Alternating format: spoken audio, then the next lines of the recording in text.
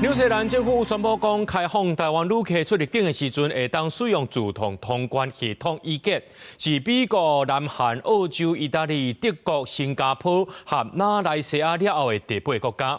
外交部提醒讲，这旅客若准备去到纽西兰，就要先申请这电子签证，上婚姻期进前的24点钟内去到网络写电子入境卡，到位了后就会当快速通关啊。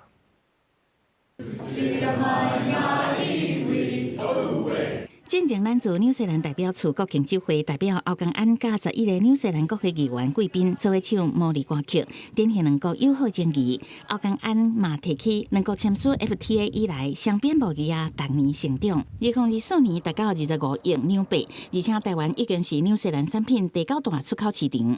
But most importantly, tonight we celebrate the friendship between New Zealand and Taiwan. 即摆两国伫观光联合完后新进展，纽西兰政府13宣布开放台湾旅客出入境时阵，会当使用自动查验通关系统 E-Gate。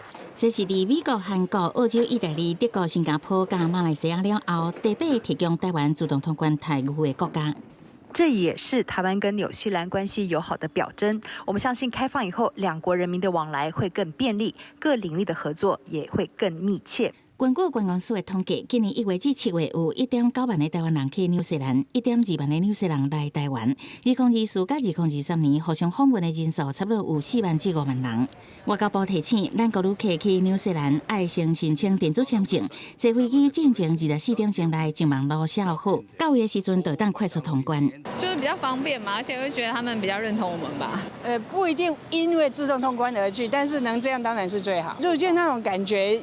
就很熟悉的感觉，这个国家很亲切的感觉。未来政府也将持续推动与其他国家互惠使用自动通关，使国人出国更便利、有尊严。内政部移民署讲，以平等互惠的原则，咱方原来当地研究开放纽西兰晶片护照持有者入境咱国机场的时阵，会当享有E-Gate台语，一定伫今年11月底至12月实施。